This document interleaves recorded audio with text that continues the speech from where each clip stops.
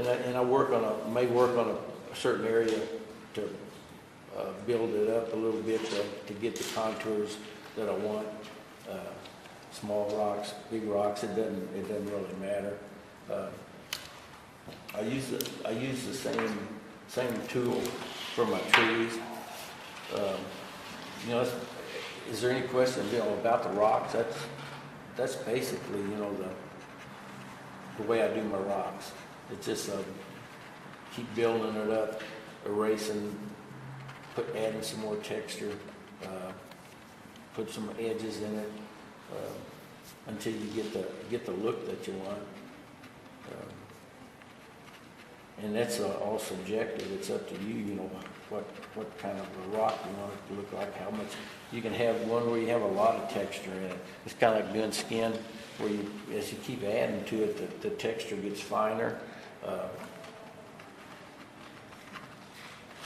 If you use the eraser, you can you keep breaking that texture down, and then dilute it and bring it back up until you're happy with it. It's quick question, like these over here. Mm-hmm. Did you take the same color all the way through and then went back with ink to ink back over? Yeah, I inked around in there, but then after I inked it, I went back in with the same tool. I'll take the same tool like the diamond ball and put it in a handheld thing instead of this power thing, and go in and work an area. You can ink in some cracks or something, and the way I did with these is just take that and tap in some little textures, little dots and stuff, and it gives a little extra texture. Get the dapple, the light look.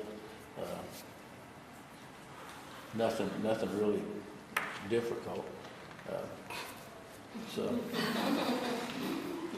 I use this for bushes. I use it for trees. These pine trees. These little balls are great for doing the basic under scratching, and then I start bringing out the highlights. I'll re-ink or color. I don't do like a lot of scratchboarders that use color. They'll do the whole thing in black and white. They'll finish it and then they'll start coloring it. I get anxious and I start coloring as I go. It helps me judge what I'm doing and how the picture's progressing. Like these bushes and stuff, I can go back in and start putting some highlights in them. And in this particular picture, the light's kind of coming from the left and a little bit to behind it, and so the waterfall's catching a lot of light, and these bushes, some of these bushes are. But this is really a great tool for distance type photos and stuff. Let's call it a carving bit. What's that? What's the name of it? A carving bit or? Yeah, they're carving burrs. BURR. Carving. Oh, it's carving? Yeah. Carving. Yeah. Oh, is that carving? They're made to work for wood carving, for putting detailed. I used to carve realistic birds, and these were used for doing feathering. For starting out, getting your basic shapes for your feathers, because putting loops and stuff in the wood, softening the edge of the feathers and stuff. And since I don't do that anymore, I still need to use them. So I thought they'd be perfect for here. Now, you can get some of those in like the Dremel tool section at a man store, right? They're starting to carry more of these. They They are starting to kind of carry over into the Dremel tools of making some burrs like this. Dremel a lot of times have a bigger shank, because the Dremel tool itself, they make it for a bigger Yeah, And, it's really big. but there's a lot of carving sites on the web, and that, you know, these aren't expensive. These type little composite ones are, you know, maybe $1 or less than that when I got them, you know, a couple of years ago. They may be a little bit higher now, but probably not a lot. These ruby bits and these diamond bits might be, you know, a couple dollars on up to maybe $10 or $11 for a big one. You know, it depends on where you're getting it. So that's the way I do my rocks. And I do my trees, my bushes, the same way. I basically put down a lot of scribbling. This is a lazy man's way of doing trees. I always kind of look for an easy way to do this stuff.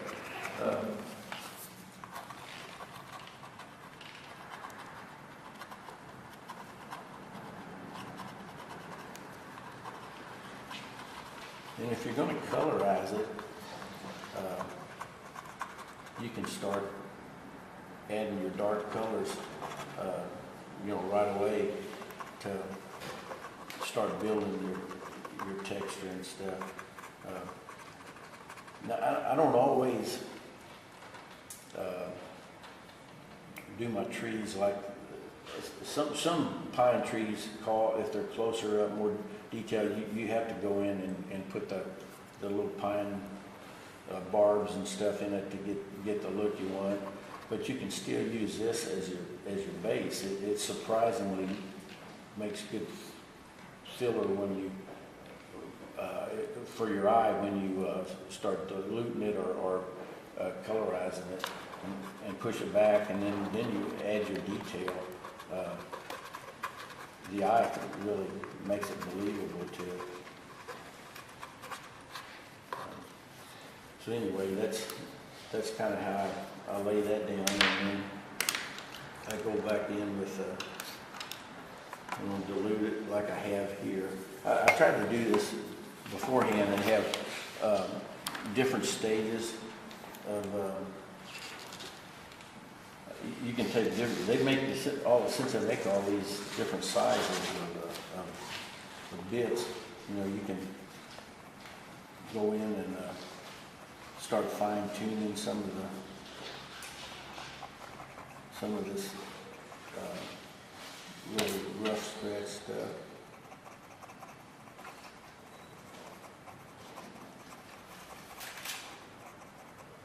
And it, you know, it depends on which kind of bit you're using, and how much effort you have to invest in it to get the look.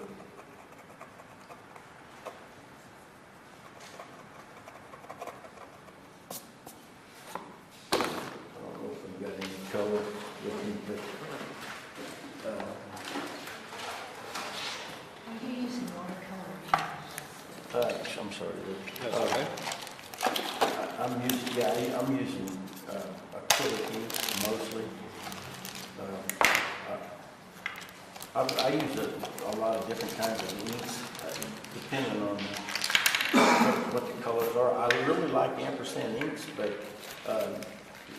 they don't have as good a variety of colors as I like. And I mix a lot of my own colors.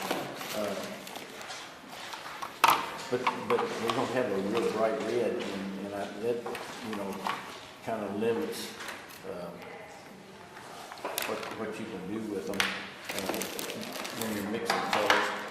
But when I come in here and get my basic foliage, you know, then I come back and with a dark green as I can get, or you can even use a brown or something else.